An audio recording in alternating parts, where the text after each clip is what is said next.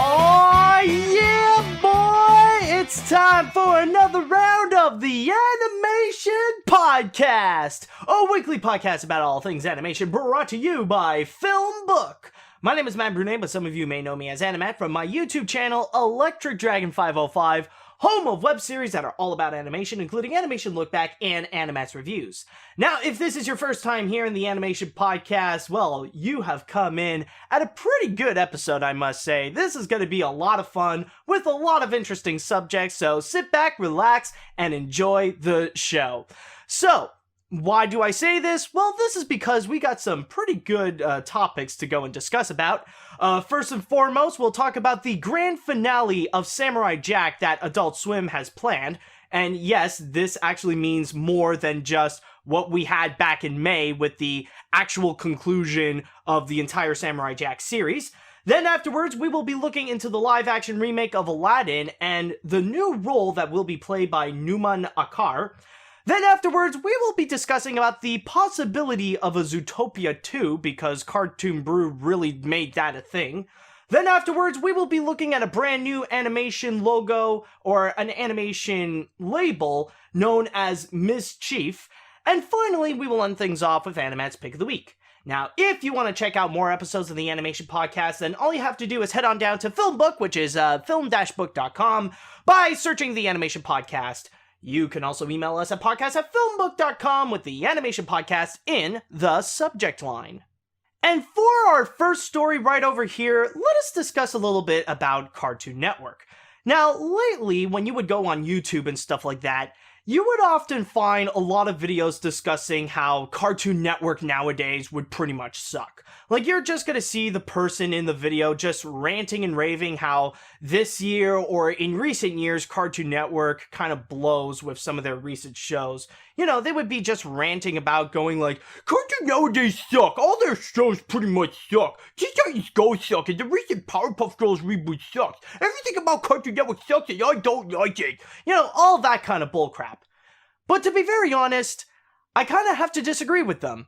Mainly because of Adult Swim. I mean, technically, Adult Swim is a part of Cartoon Network, so you can't really separate the two. Now, the thing is with Adult Swim, they are rocking it this year. They have been doing very, very well, I must say.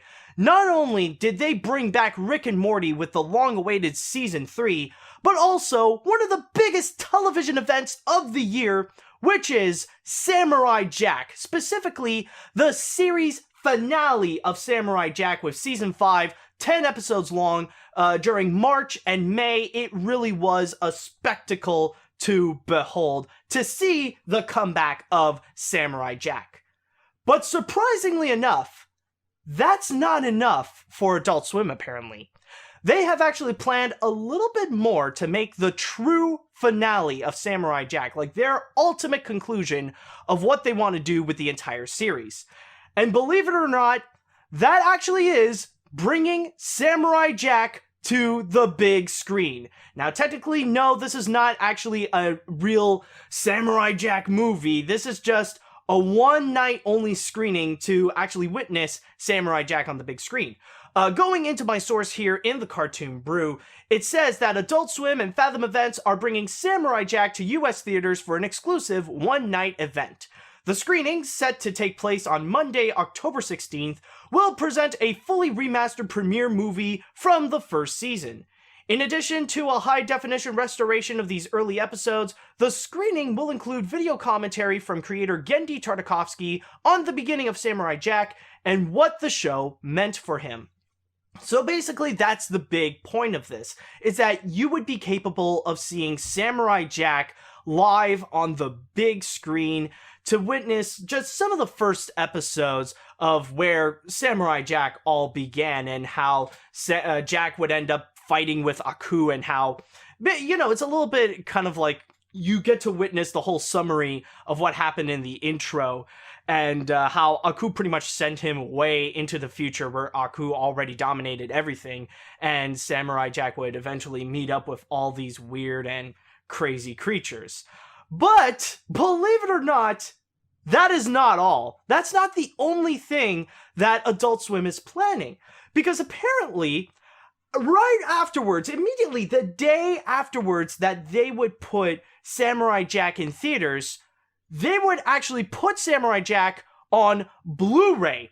Continuing my source here, additionally, Adult Swim announced today that they will release Samurai Jack the complete series on Blu-ray and digital HD on October 17th. The 5-disc box set will include newly remastered HD versions of all 62 episodes from the show's 5 seasons, as well as never-before-seen bonus features and a one-of-a-kind metal art print.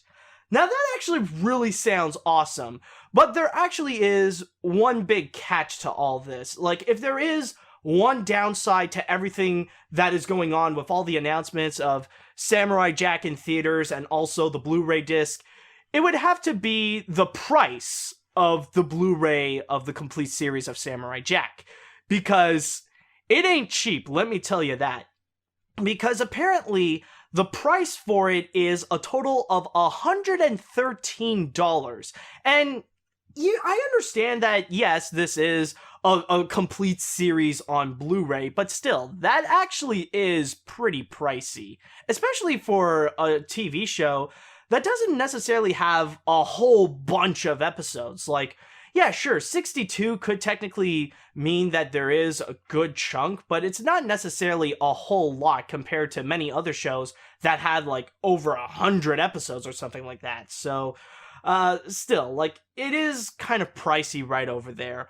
But that is the only downside, I would say. And if I may go back into the fact that Samurai Jack would be coming into theaters, after working on Animation Look Back Cartoon Network, or at least the research portion on Animation Look Back Cartoon Network, I definitely do feel that with this move right over here, I think we fully come full circle with the entirety of Samurai Jack's legacy. Because if you know the behind-the-scenes history on the series itself, then you probably know the story of the years that Genndy Tartakovsky has spent in order to go and create a Samurai Jack finale as a movie to be released in theaters. That was his original plan before the days that he decided to team up with Adult Swim to create the 10-episode finale. He wanted that to be an entire feature film. And with that, like, he would pursue in plenty of other different companies. He would talk with New Line. He would talk with Sony. He would talk with Frederator Studios. He would talk with Bad Robot Productions, with J.J. Abrams about it. And, you know, it pretty much became a trial and error. And ultimately, it just didn't really work out until when Genndy Tartakovsky decided to have that big break after he made Hotel Transylvania 2, just get away from Sony Animation, and decided to go with Adult Swim to go and create the Samurai Jack finale that we know today. And with this little move right over here, like, technically, it's not really, like, the series finale that they're putting up on the big screen. It is technically the TV movie that was made as the premiere of Samurai Jack, so pretty much going back way into the beginning. This still feels like, you know, we've come full circle in this case. It does feel like Genndy Tartakovsky finally has that moment where he could say that Samurai Jack has finally appeared on the big screen and that audiences can go to the movies and actually witness Samurai Jack in action. I feel like, in a way, it's a mission accomplished for Genndy Tartakovsky, and I couldn't be more happy for him for this little event. And as for the Blu-ray, now this one I actually am really excited, and this is one I'm definitely considering to go and get myself. Like, I remember way back when I would often watch some episodes of Samurai Jack, and no doubt about it, it's absolutely awesome. And getting them all on Blu-ray and digital HD, of course, you know, just getting all the episodes together, that definitely sounds awesome. And on top of that, for me, what really does sound interesting is the never-before-seen bonus features. I mean, keep in mind, considering that they are pricing it at $113, there better be, like, a good chunk of it. Like, there better be, like a giant pile, like hours of bonus features that we could actually get. And it is interesting to see like what's going to happen with these never before seen features. Like, what are they going to talk about? What are they going to get into? Is it going to be completely into the animation style? Is it going to be completely into the action? Is it going to be about little like nuggets of information about it? Who knows what it's going to be? And on top of that, you do get a like what it says, a one of a kind metal print.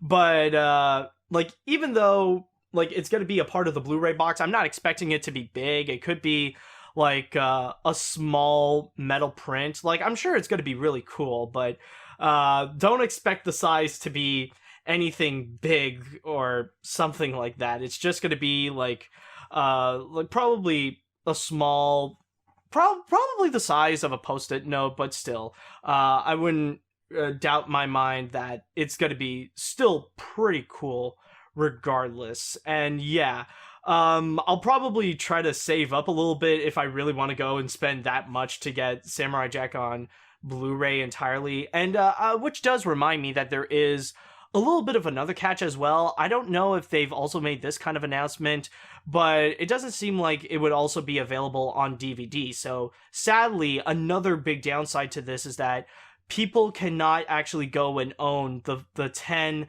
final episodes on DVD. Like, the only way that you could get it on home media would be just through this, with this big Blu-ray box set. But again, I'm sure this is the kind of thing that, even though it is a lot, the investment will be worth it. And I'm sure that Adult Swim will be able to deliver with all the different bonus features and great looking episodes, especially the fact that it is going to be HD, that we can fully immerse into the art style that Samurai Jack offers. You know, it's going to be a great idea. So overall, I am definitely happy with all this. Having Samurai Jack on the big screen and then like having Samurai Jack on Blu-ray, I think this is the kind of thing that we have fully gone, like I said before, we've gone full circle with Samurai Jack, and this really is the year of Samurai Jack, because not only we had the series finale, but now we're also getting a Blu-ray and once in a lifetime experience to see Samurai Jack in theaters. Like, this is awesome. It definitely is. So, just a little reminder, if you guys are excited to go and check out this entire Samurai Jack experience, then you can go and wait until October 16th to see Samurai Jack on the big screen. And if you're excited for the Blu-ray, then you have to wait a day afterwards on October 17th. Okay, now our next story that we have right over here, we're going back into the Disney live-action remakes, this time being Aladdin. And we have heard a little bit of news about the casting, and slowly but surely it's starting to come together. At least we are getting some of the main ones like Aladdin and Jasmine, and of course the Will Smith genie. But this one is actually one of the more smaller roles. Like, it's not going to be as big or significant as either Aladdin or Jafar, but it does play an intriguing part to know how deep does this rabbit hole go, and, you know, who else would be in it or not in it. So the news is that Disney decided to bring in Numan Acar to be among the cast of the live-action remake of Aladdin. And the only thing that they said about Numan Acar in this movie is that, reading my source here on Deadline, it says that Acar will be playing Hakim, the head of the guards, and Jafar's right-hand man. And that's all that they pretty much said about it. So he's basically going to be the villain's assistant. And with that said, that little quote right over there, it really does bring up a lot of questions regarding what is Guy Ritchie going to do with this version of Aladdin. Now, of course, it does sound like they are going to be switching up the roles of the head of the guards. Because if you guys remember in the animated film, the real nasty head of the guards is pretty much like the big muscled up Razul. And you guys might remember Razul, especially the fact that he is voiced by Jim Cummings, where he would go chase around Aladdin just to go and like imprison and capture that no good street rat. You know, that big guy right over there. But interestingly enough, there actually is a Hakim in Aladdin, like both in the TV show and in the movies as well. But this Hakim is actually just one of the guards. He's actually one of the skinnier guards in there. And with that said, this isn't that much of a big change. I mean, like, technically this would count as just like a name change. Instead of going with Razul, they're just going with Hakim. So that's not that big of a deal. So technically, Acar is going to be playing the same role basically as Razul. So there's no big change right over there. That's fine. Like, I don't mind that kind of minor change because keep in mind, it's just Razul. He is a rather minor character. Like, the only thing that I am curious to know is if Numan Acar would be able to sing during the one jump moment, you know. Is he just gonna go around going, riff raff, street rat, you know, stuff like that. But the one thing that really does make me a bit of that does actually make me concerned is the quote that says that Hakim is actually going to be Jafar's right-hand man. And this is what I want to know, what do they mean by that? Because if you know in the animated feature, Jafar's right-hand man, no matter what, is Iago. And if they're going to make this guy the right-hand man, does that mean that Guy Ritchie is going to cut out Iago from the live-action remake? Now, technically, you can actually tell the story of Aladdin without having Iago in it. But the big issue with it, though, is that you're still going to piss off a lot of people because Iago is one of the all-time favorite characters in there. Like, a lot of people really love Iago. And if you're going to take away him from that movie, then you might end up angering a lot of people. That's like, it's almost as if you take away the personality of the carpet in the movie, or if you're just going to make Abu you're just going to make him a monkey and nothing more. If you're not going to do much stuff with him, you know what I mean? And if you're just going to end up taking away Iago in general, then a lot of people might not feel like this could be directly adapted to Aladdin, or it's not going to fully capture the spirit of Aladdin. And I mean, the thing is that this is one of the reasons why a lot of people nowadays are huge fans or are just in love with Gilbert Gottfried. Like, this really was the role, like at least the animated role that defined Gilbert Gottfried in general. And if they're gonna take away that from this movie, then I don't know if we're gonna be really offered much. I mean, technically, we still got the genie to offer the laughs, but we don't know how the execution is going to be, because this is not going to be Robin Williams' Genie, or it's not even going to be the Broadway version of Genie. This is going to be Will Smith as the Genie. And, it's been a while since Will Smith has actually been in a comedic role. So we don't know if he's going to be coming back as, like, the Fresh Prince, or if this is going to be a new kind of comedy that Will Smith is going to deliver. Who knows how that's going to go. Now, I understand that some people can make the argument that, well, maybe they're not going to go and put in some random CGI cartoony parrot always on the side of Jafar and stuff like that. But technically, you can argue that you don't have to make Iago as a parrot. In the Broadway show, they actually made him just an assistant. They actually humanized Iago. And I mean, that's fine. Even though he's not fully a parrot, he is still Iago. He still has the personality of Iago. Like, technically, you can go and do that. So the thing is that if you're gonna go and basically what this is trying to do, or what this seems to be insinuating, is that they could be replacing Iago with Razul. And I feel like that does seem to be a bit of a step down. But who knows? Maybe I could be wrong. This is just assumptions coming from a little quote from a Deadline article. So I could be totally wrong, and maybe they are planning to have Iago in this movie. So let's just see how it goes. Let's just give it the benefit of a doubt, and I'm just gonna wish Numan Acar the best of luck with his role, but hopefully the writing can prove me wrong, that they can still stay true with the original Aladdin. Okay, so for our next story right over here, we're going to be looking into an article of The Sun. And recently, they decided to go and have a chat with a bodybuilder named Mark Smith, whom previously, back in the 90s, he was in a show called Gladiators, and he was known as Rhino.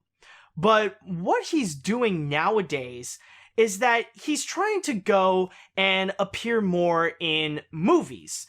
And with that said, even though he's not landing like the big roles, or he's not becoming an A-list celebrities, I still say good for him for trying to establish a film career for himself in Hollywood. And he has appeared in some big name movies. Not necessarily having a big part, but he is doing his best to at least appear in there. One of which he actually managed to nail is in Disney's Zootopia, where he is the voice of a rather minor character called Officer McHorn. Now, if you don't know who Officer McHorn is, he is pretty much a rhino working for the ZPD. And you may remember him when Judy Hopps is on her first day working on the ZPD, and she's in the middle of the class, and she wanted to fist bump with McHorn, going, "Is this like ready to go and save the day?" And like, you see McHorn, he's just on the side going, "Oh, good God." Like, he agrees to do it, but like, as he's fist bumping Judy Hopps, he's also slowly pushing her away from him. So you might remember him from that. Like, even if you haven't seen the movie, then you might remember him doing that in the trailers, because that's actually one little gag that they would prominently present. But overall, this is just to say that Mark Smith is Officer McHorn in Zootopia. But interestingly enough, in this article of The Sun, they actually slipped in a little piece of information that does sound rather interesting. Now, if I may read the little source here, it stated that he confirmed he will reprise his role of Officer McHorn in the upcoming Zootopia sequel, and is keen to keep landing high-profile roles and developing his craft. So basically what he's saying is that he will be reprising his role in an upcoming follow-up to Zootopia. However, enter Amid Amidi of Cartoon Brew, who he actually discovered this little piece of article and just flipped his wig. He immediately went onto Cartoon Brew and just put on the panic he pressed the panic button and just shouted out, "Sound the alarms! There's going to be a Zootopia sequel! He actually confirmed it! They are now making one for 2021!"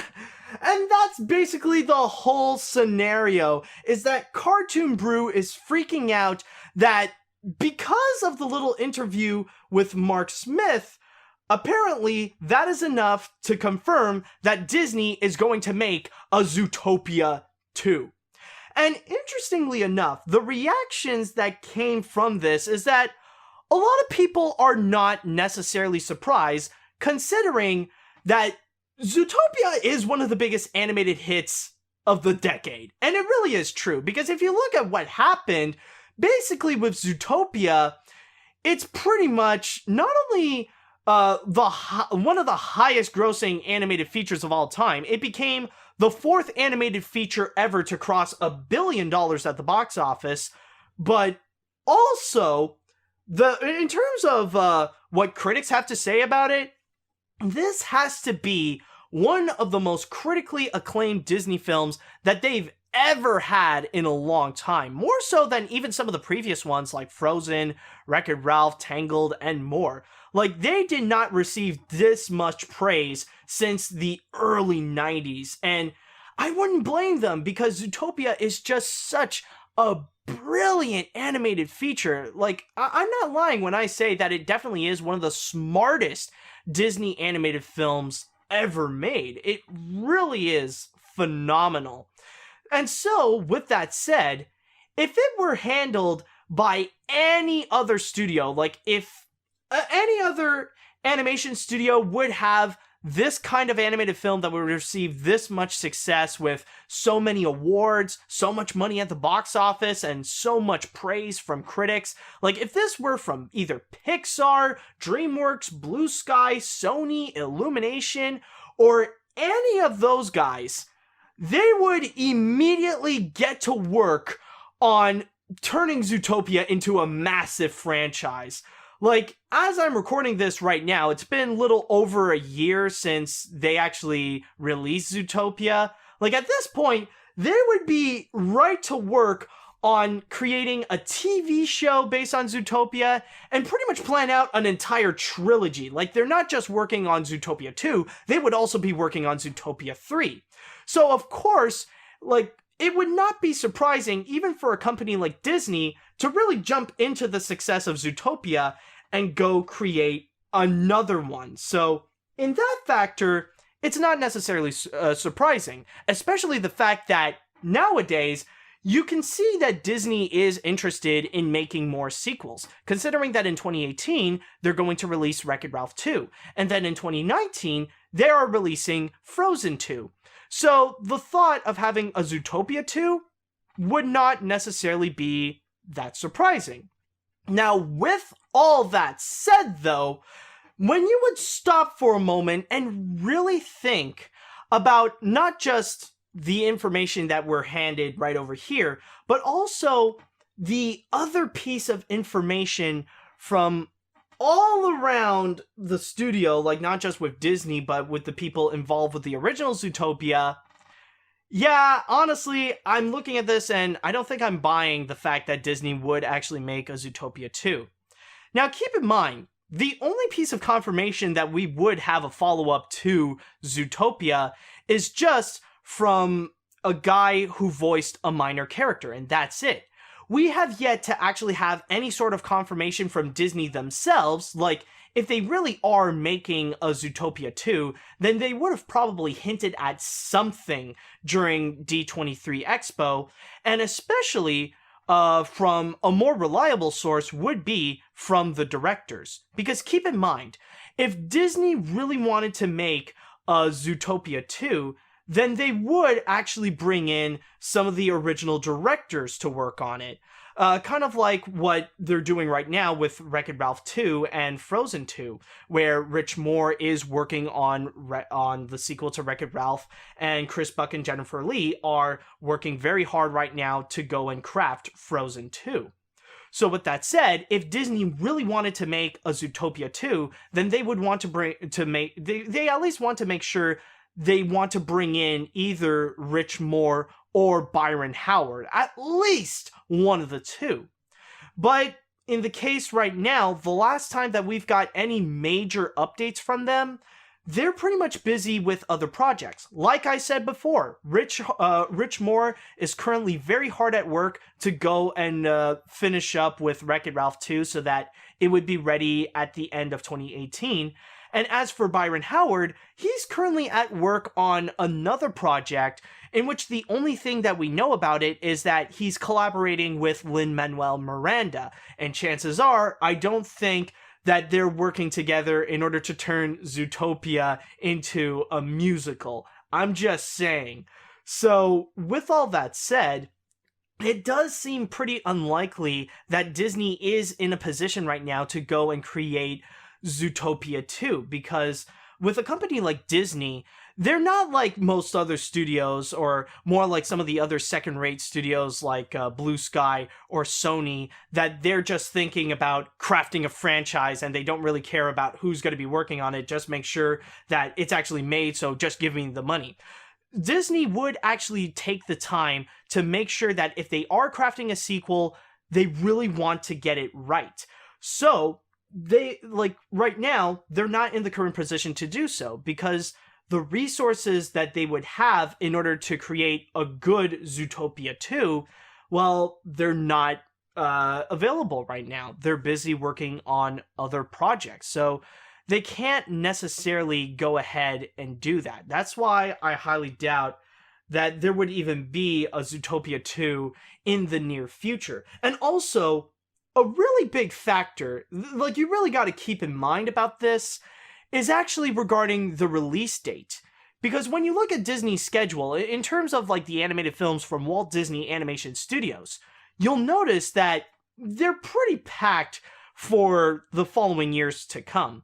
2018, we got Wreck-It Ralph 2. For 2019, we got Frozen 2. And then for 2020, we got Gigantic, which is going to be the new version of Jack and the Beanstalk, which leaves us with 2021 and beyond. Now, let's say that if Disney is going to make a Zootopia 2, then the earliest that it would be released is going to be in 2021. At that point, I think it's a little too early to go and book people to do the voice acting, especially for minor roles like for Officer McHorn. It's way too early to go and directly do that. I don't think this is really the case right over here. I don't think they really are in a position where they would pretty much be ready, that they're so ahead of schedule that they're already getting the voice actors to go and record their lines 4 years before it would eventually be released. Now, the one big argument that Cartoon Brew right over here, they're trying to make in order to prove that this could actually be some sort of case, is reading from my source here. This Zootopia sequel was leaked in a similar fashion to the news of the Wreck-It Ralph sequel, which was first revealed in 2015 by actor John C. Reilly in a news story that appeared in Irish papers. But there is a little bit of a different case here. With John C. Reilly, he's kind of more of a believable source than actually Mark Smith. Because with John C. Reilly, not only is he the main actor of the entire movie, like, not only is he the star, but he's also a co-writer. Like, he actually played a really big role in making Wreck-It Ralph. As for Mark Smith, on the other hand, he's just one of the sidelines, you know? He's just one of the people, like, just doing a minor role, just recording a few lines, go get his check, and then go home. That's pretty much it. I mean, if John C. Reilly would say if there's that there would be a Wreck-It Ralph 2, I would believe him a bit more than just Mark Smith saying that, oh, there's going to be a Zootopia 2 because I played a minor character. You know, there's a little bit of a flaw with that argument. Now, with all that said, even though it would seem unlikely that there would actually be a Zootopia 2, there is something, however, that I do believe Disney could be working on that would seem like a follow-up to Zootopia. And it's not necessarily another movie, but an animated short. I mean, really think about it. Like, it would make a lot more sense if Disney would continue to cash in on the massive success of Zootopia by creating some animated shorts so that we could have a little bit more Zootopia stuff in the near future. And at this stage, it would seem highly possible that Disney would be crafting some kind of Zootopia short if they are currently bringing in the voice actors right now. That would seem a bit more logical.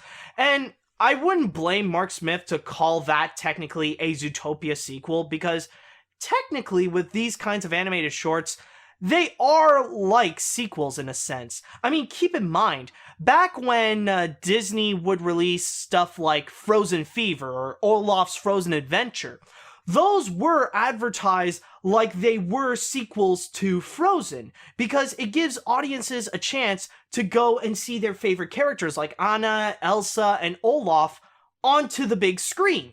You know, they're pretty much experiencing that again, so technically it does kind of count as a sequel, but in short form.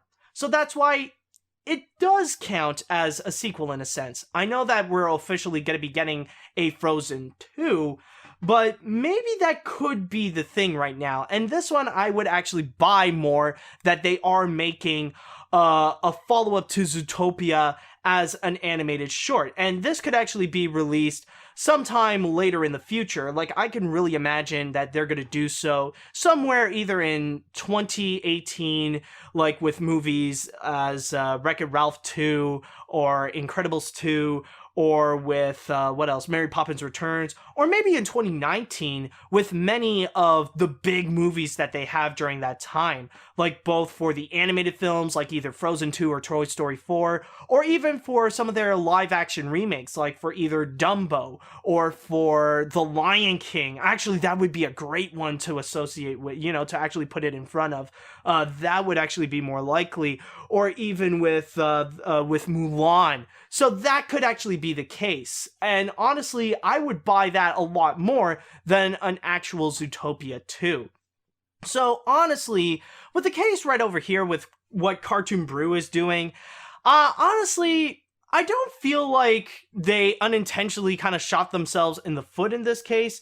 I feel more like Amity is just trying to jump into conclusions so that later he would reap into the rewards if he's actually right. Like, let's just say that I would be wrong in this case, and maybe Disney is planning a Zootopia 2. In this case right over here, Amity would immediately jump onto the proof. It's like, aha! I told you all! I was right all along! I actually revealed that there was actually going to be a Zootopia sequel from Disney! I have the proof right over here with this article! I am right all along! Come and see Cartoon Brew for all your information! I am the master journalist of animation! You know, just go ahead and do stuff like that. Like, he really wants to go and set his foot forward, like immediately jumping to conclusions in the hopes that he would be right afterwards. But honestly, I don't know. For me, I could be wrong, but I feel like there's a higher chance that Disney would be making a Zootopia short than actually making a Zootopia sequel. Now, for our next story right over here, we're going to be talking about the brand new animated feature that has been released in America this week, which is Leap. Which, for those of you people from all around the world or in other parts of the world, you might know this movie a little bit more as Ballerina. And luckily, I don't have to go and see it this week, considering that I have already done so way back in February. And I've already crafted my review, and as you're watching this, it's already up right now on my YouTube channel that you can go and check out. So if you want to hear my thoughts on Leap or Ballerina, then just check out that video right over there. But anyways, back to what I was talking about. With that said, now I do feel like it would be a good time to actually go and discuss what the Weinstein Company is going to do, starting with Leap. And that is actually releasing their very own animation label, which is called Mischief. And I think that's how you pronounce it, because Harvey Weinstein said that apparently he called it Mischief because that's what his sound, that's what his son would actually say instead of pronouncing it as Mischief.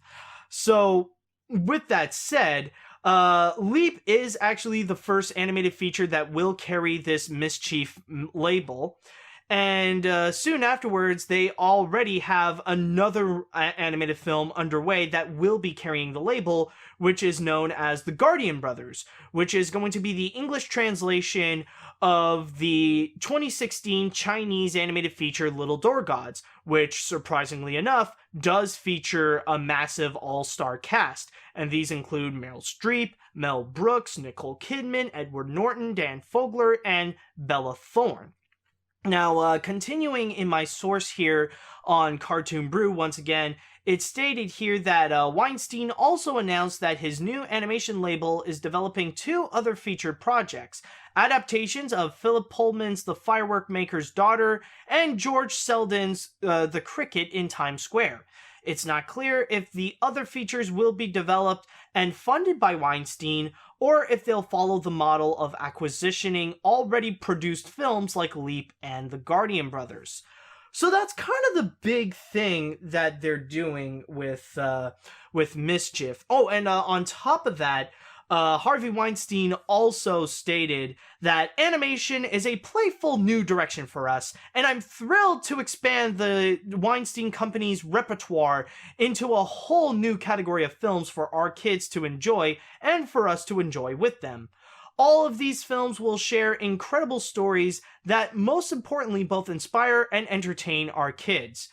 So basically Weinstein just wants to make something for the kids. You could definitely tell that he's really letting out this air that he believes that animation is for kids. And before I continue, I just want to say something funny about this little Cartoon Brew article, and that is actually with the header image that they decided to put in this, which honestly I just find absolutely hilarious, because it's pretty much the guy working at the orphanage in Leap, and he actually, one of his character traits is that he does have crooked eyes, and you just see him smiling, and he has this derpy face, which honestly I just find absolutely hilarious, and just related with the news, it must have been done on purpose just to see this guy going, "Ha ha! I made a Mischief movie!" I just thought it was kind of funny. But anyways, going back to the news about Mischief, honestly, just by looking at this, it does make me a little bit concerned. I'm not gonna lie. I do feel like Mischief is gonna be that brand new animation label that's going to be similar to Sony Pictures Animation, where once that label comes up and it tells you that this is going to be a Mischief movie, you're going to be sitting there and thinking, oh man, this is going to suck. Because I'm just going to say this right now. The last time that the Weinstein Company handled with animated features, man, do they suck. I had serious trust issues with the Actually, I still do now that I still have trust issues with the Weinstein Company handling animated features. I kid you not. The last time that they've really done so, or at least that they really tapped into making animated features, was with Hoodwink 2, Hood vs. Evil in 2011, and Escape from Planet Earth in 2013. Now, with Hoodwink 2, I'm just going to say right now, it is one of the worst animated sequels that has ever been released on the big screen. Right up there with Cloudy with a Chance of Meatballs 2. It really is that bad. It really is that bad. And it really went in a downhill slope compared to what the first Hoodwink did. It really is embarrassing. And as for Escape from Planet Earth, you should read the behind-the-scenes stories that went on in there. It is pure madness. It's certainly a lot more interesting than the animated feature itself, considering that, Escape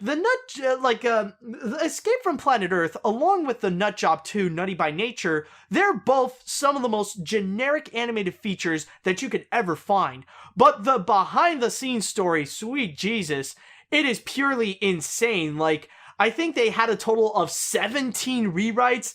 They went through 1 or 2 lawsuits relating to this, and Harvey Weinstein at one point had an impulse that he wanted to kill himself after going through the entire thing with Escape from Planet Earth. It really was that bad. So I don't think you could blame me if I have serious trust issues when it comes to the Weinstein handling animated features. But I will give this Cartoon Brew article credit that it is true that we don't know what would be the full direction that they would go. Do they also want to go and produce their own animated features, to develop their own? Or do they just want to distribute others from around the world? Like they would take a Canadian, Montreal-made animated feature like Leap, or they would take a Chinese animated film like The Guardian Brothers and release it as their own. Who knows what they're going to do with it? That does play a big factor, because it would really determine what Mischief would be. Because in a way, you could say, if the case would be that they would go and like just release already produced films, then Mischief would pretty much be the poor man's version of G-Kids.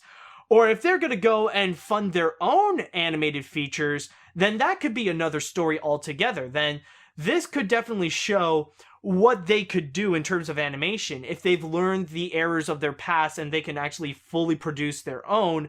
Or it could just be totally a disaster and people should avoid any sort of Mischief movie at all costs, in the similar veins of how people should avoid any Sony Pictures animation movie. Who knows how that's going to go, but if it is the latter, then maybe I'll be a little bit more open, because like, who knows how the result could be. But if it's just already acquired movies, then I might be a little bit more iffy with that. Then it's just gonna make me go and just watch the original, the movie's original languages version. Like, you know, I'm just gonna say, screw Guardian Brothers, I'm gonna go and check out Little Door Gods. Or, you know, that is actually something I should do, because even with the English dub of Ballerina, that is absolutely terrible. So maybe if I watch it in French, maybe it'll improve Leap. But I don't know, that would be an experiment for another day. But yeah, apparently this is the whole thing with Mischief. This is going to be the new thing from the Weinstein Company, and especially with Harvey Weinstein on board, which really does show that he does have this mentality saying that, oh, animation is for kids. I don't know how that's going to go, but now that Leap is in theaters, I guess we'll just have to wait and see how that's going to go. Now, there is one that is going to be a part of the DC Cinematic Universe for sure, called The Joker and Harley Quinn, which is pretty much going to be this crazy romance story between, well, the Joker and Harley Quinn, which is actually going to feature the stars of Suicide Squad with Jared Leto and Margot Robbie. But then you have this one right over here, which is apparently the origin story of the Joker. And this is actually quite fascinating, because here's the whole thing with it. With the case of this Joker origin story, the people that are involved with it, it's a very interesting choice. Because we got one of the writers, which is Scott Silver. We got the Hangover director Todd Phillips, that is actually going to be writing, directing, and producing it. And then you have movie legend Martin Scorsese's to be a part of this project as a producer. So yeah, we pretty much got Todd Phillips, Martin Scorsese, and Scott Silver in this project. But here's what it's actually more interesting. I'm gonna read my source here on the deadline, if I could actually find it. Yes, right over here. Okay, listen to this. An intriguing part is the setting. The intention is to make a gritty and grounded, hard-boiled crime film set in the early 80s Gotham City that isn't meant to feel like a DC movie as much as one of Scorsese's films from that era, like Taxi Driver, Raging Bull, or The King of Comedy. I'm told that Phillips and Silver are writing already, but there is nothing firm on whether this will fit into the DC schedule. So that's kind of the big thing that they're doing. Oh, wait! There is actually one more thing to mention about this Joker origin story, is that they want to go and create their own story. They're pretty much building this story from the ground up. So they're not going to do an adaptation of anything. This is not going to be like an adaptation of one part of the story of The Killing Joke, where we learn that the Joker is actually this failed comedian and his wife and unborn child has died, and then suddenly he fell in a pool of acid and then became crazy.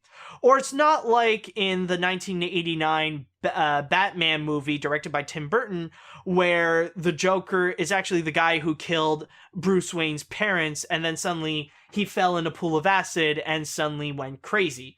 You know, it's not going to be anything like that. Maybe there are going to be small hints, but for the most part, it's going to be an original story telling the origins of the Joker.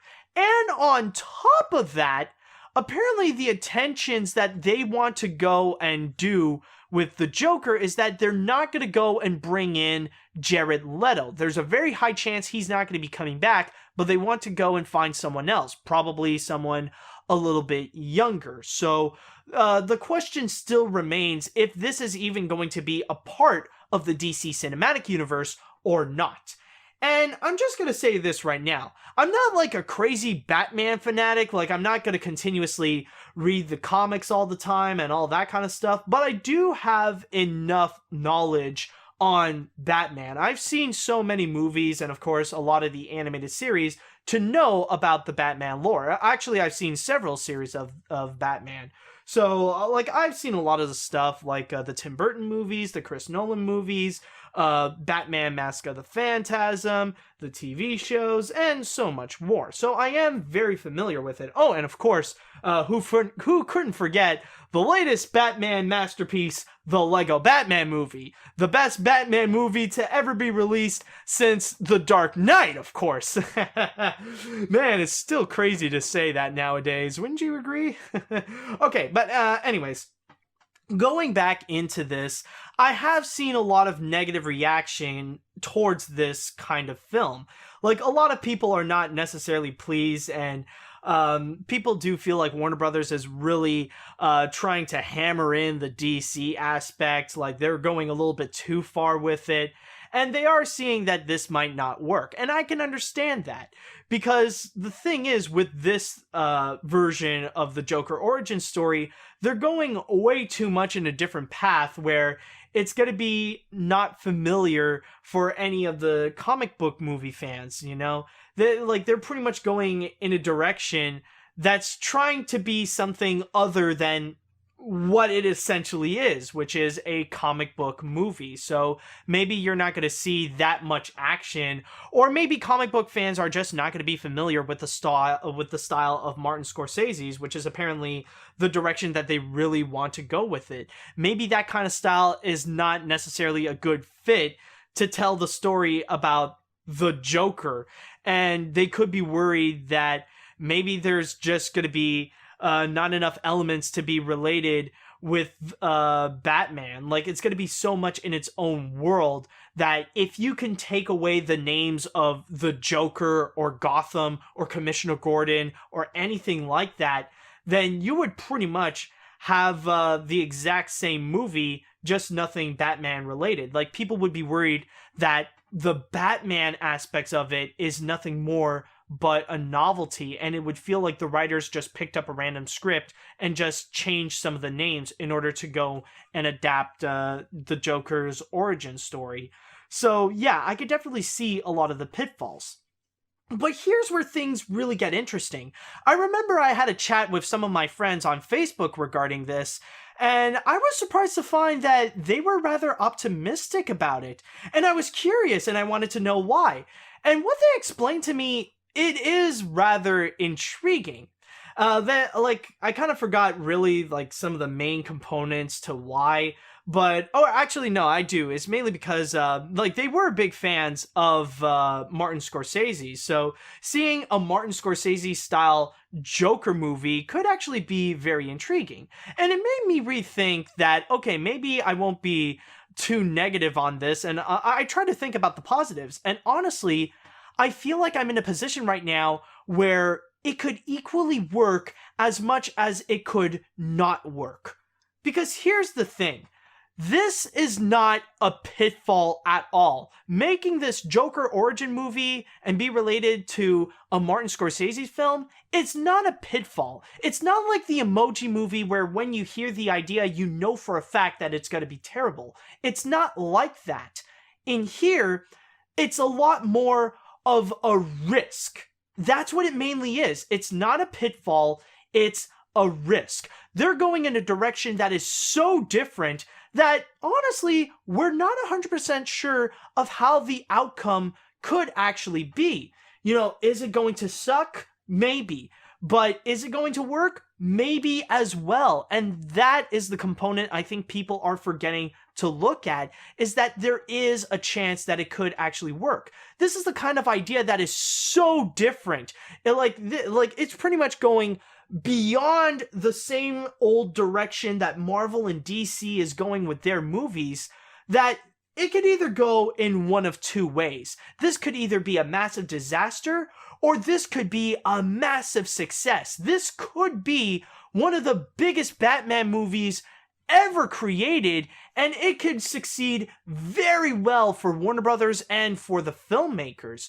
Like, this could work out so well that it could be so innovative that it would inspire both DC and Marvel to go in a brand new direction with these films. Like, they don't have to follow the same old superhero formula. They can go into a different direction to tell the stories of these comic book characters. So it can go so well, honestly, and I can definitely see that. But again, overall, I just feel like with this one in particular, it's just a different direction that who knows how they can really go. And I mean, when it comes to the DC cinematic universe, or how Warner Brothers is making DC films nowadays, I mean, nowadays we are experiencing a little bit of a mix. I mean, we have seen a lot of misses, like with Batman versus Superman and also Suicide Squad. But recently, we do see that they are capable of making hits with Wonder Woman. So with this Joker or origin story, honestly, like with Harvey Dent, it's a flip of the coin, really. Like, this could either be a great idea, or this could be a terrible idea. But honestly, the only thing I could do now is just wish the best of luck for all the filmmakers, for Todd Phillips, for Scott Silver, and for Martin Scorsese to go and create this. And let's just hope for the best, because maybe this Joker origin story could actually be a great idea. Who knows? But with that said, that is all that I've got for this week, so thank you guys so much for listening to this episode of the Animation Podcast. Now you can go and find more of my work at film-book.com. The only thing that you have to do while you're there is just search for Mathieu Brunet or the Animation Podcast. And you can also find more of my work. You can just find me on Twitter at AniMat505. Now, if you have listened to this podcast on iTunes or any other podcast service, you know what would be really awesome for you to do? That you would go and rate and review this episode. That would be very great of you. But if you are listening to this podcast on YouTube, then all you have to do is hit that like button in our video and leave us a comment on your thoughts about the news this week. Tune in next week for the latest episode of the Animation Podcast and all things animation. Thank you guys so much for listening, and until next week, see you later, dudes!